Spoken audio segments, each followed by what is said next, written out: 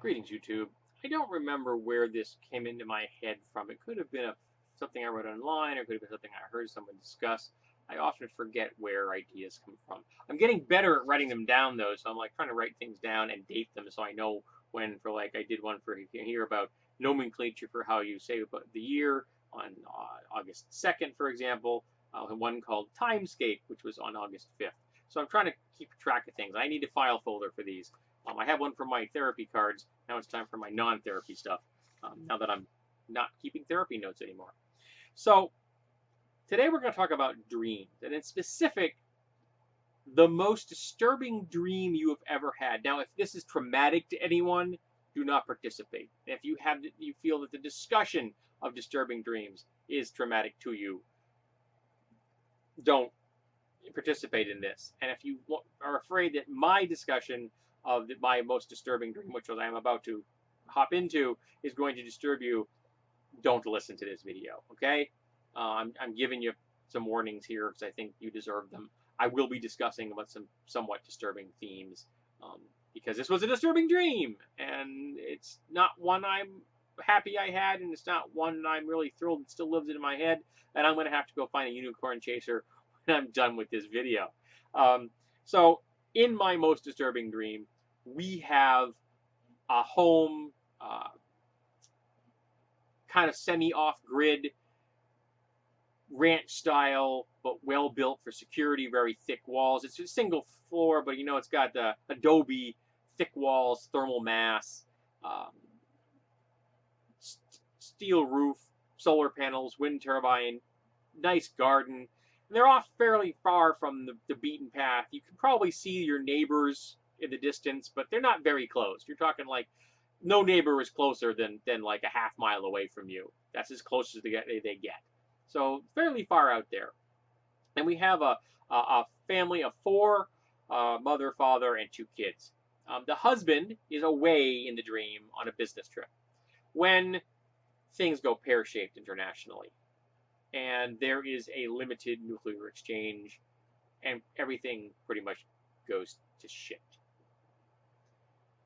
And because they are well situated and had been preparing for basically going full off grid at some point in the future, they're better off than many people. And they're armed, and the mother and the kids and the oldest is able to help her. He's like I couldn't remember if it was a boy or a girl. Like 11, 12, so able to help the mother in some degree, and it doesn't matter whether the kids are boys. I think it was one boy and one girl, which is older. I don't care, but the other one was younger than that by like 2 or 3 years. So able to defend themselves somewhat, and the only thing they really have to contend with is a couple of very low-level intrusions from like desperate neighbors who they're able to dissuade from staying around. And so they're able to keep themselves fairly safe. And things are lean, but they're quickly adapting to the situation at hand. And it looks like if they're left alone, they will make it. It's going to be tough. It's going to be hard, but they will make it. And the dream jumps forward like 6, 9 months. They've given up hope of ever seeing the father or husband ever again. They know he's gone. Wherever he was either destroyed or he's far enough away that there's no way for him to get back, even if he's alive. And everything is, again, it's tight and it's tense, but it's not hopeless. And then an army arrives. It was a branch of the National Guard, and now they've become independent operators. And they are essentially mobile barbarians now. Well organized, well armed, with vehicles that they're slowly changing over to biodiesels and things like that. You can imagine that in the far future they may go to animals completely to take care of themselves. The first inklings of the clans of the Horse Clan kind of thing going on here. But they're also eaters. They're cannibals. Because they're mobile, because most of their force is fighters, warriors of one variety or another. The people that do all the work besides fighting are slaves.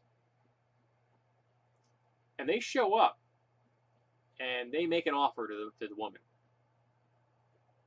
She's in her late 30s. Even in the harsh conditions that she is currently living under, she's still attractive. And they are told that she could become an upper echelon concubine.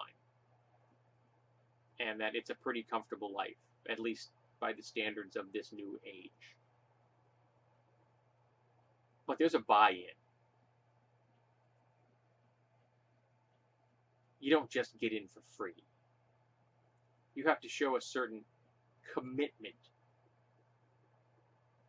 to the battalion, which is what they're calling themselves. And that buy-in is her children. She has to hand them over. And not just as slave labor. She has to hand them over to the pot. Deliberately and consciously and intentionally handing her children over to be consumed. And that in and of itself is a horrifying thought. That in and of itself would make this a disturbing dream for anyone. But here's what it happens in the dream that cranks it all the way up to 11 for me. That for a heartbeat, for a single, solitary heartbeat, she thinks about it.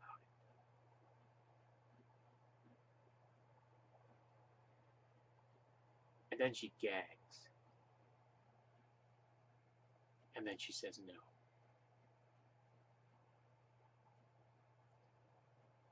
And the battalion member shrugs and says, okay, then you all go in as slaves. You'll be telling us how to operate the equipment. We'll be taking some of it with us.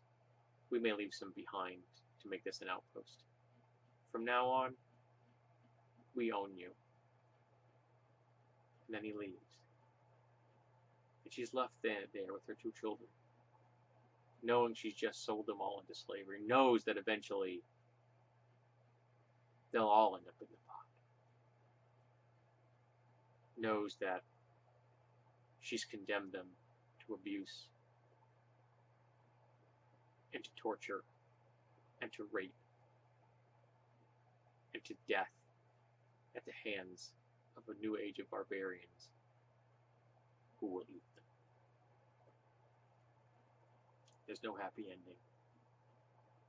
There's no resolution. The father doesn't ride in with the cavalry and save them. That's where the dream ends.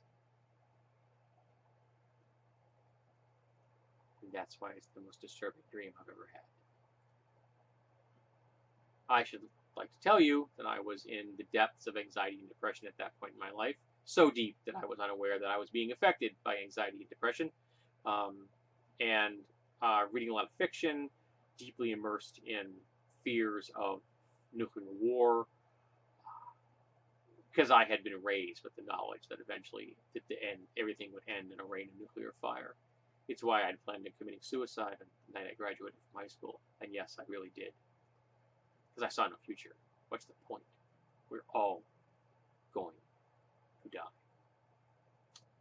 So, this is going to be a depressing video, and it's going to be a depressing topic, and no one is under any obligation to participate. No one is under any obligation to make snide comments about my dream. I understand where it comes from. I understand it deals with matriarchal abandonment issues, bad parenting, anxiety, depression, post-traumatic stress disorder. I know all that stuff now. I'm good. I don't need your amateur analyzing of me and my dream. I'm just laying it out there. So if you'd like to discuss it and not analyze it, analyze me, you can analyze the dream. Feel free. But let's talk about our most disturbing dreams. Because heck, who doesn't need a little depression in their day?